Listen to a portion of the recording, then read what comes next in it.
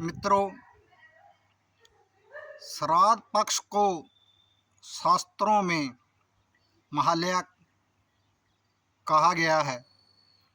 महालया अर्थात उत्सव और आलया यानी घर।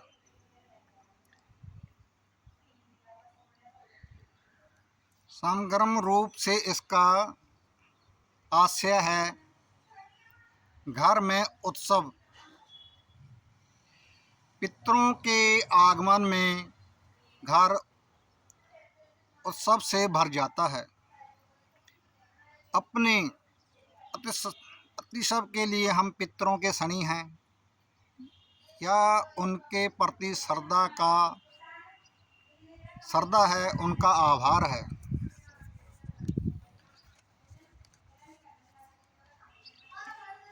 मित्रों, श्राद्ध कर्म में जल स्रोतों का महत्व बहुत ही ज़्यादा होता है। सनातन परंपरा में भारत में बहने वाली नदी पिंडदान और श्राद्ध कर्म के लिए मान्य है। आप नदियों में अपने पितरों का पिंडदान इसलिए करते हैं क्योंकि नदियां समुद्र में जाकर मिलती हैं और समुद्र ही भगवान विष्णु का निवास है। पौराणिक मान्यता है कि इस प्रकार नदियों के माध्यम से हमारे पितर परमात्मा तक पहुंचते हैं और मुक्ति को प्राप्त होते हैं। गंगा को भारत की सबसे पवित्र नदी माना जाता है। शास्त्रों के अनुसार गंगा का धरती पर अवतरण राजा भागीरथ के पितरों की मुक्ति के लिए हुआ था। इसके तट पर पिंडदान से पितरों को मोक्ष की प्राप्ति होती है।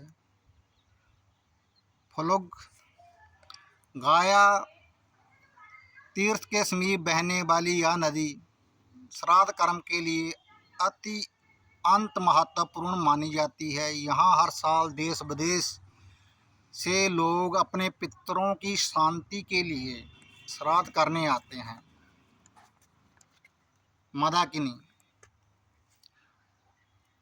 चित्रकूट पर्वत के पास बहने वाली यह नदी पवित्रतम नदियों में से एक है। भगवान श्री राम राजा दशरथ का पिंडदान इसी नदी के तट पर किया था। पुष्कर सरोवर होने के बावजूद राजस्थान का यह पुष्कर तीर्थ प्राणों में मुक्ति के लिए श्रेष्ठ बताया गया है। मान्यता है कि भगवान ब्रह्मा ने यहाँ यज्ञ किया था और इसके तट पर किए गए श्राद्ध कर्म पितरों की मुक्ति को सुनिश्चित करते हैं।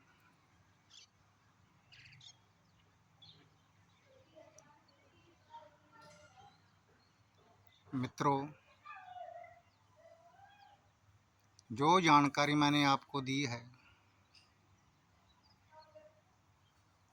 अगर मैं उसमें कहीं भी कोई त्रुटि वगैरह रह जाती है तो आप कमेंट बॉक्स पे जाकर हमें उसके बारे में बता सकते हैं। इससे क्या होगा कि आपके ज्ञान में वृद्धि तो होती है।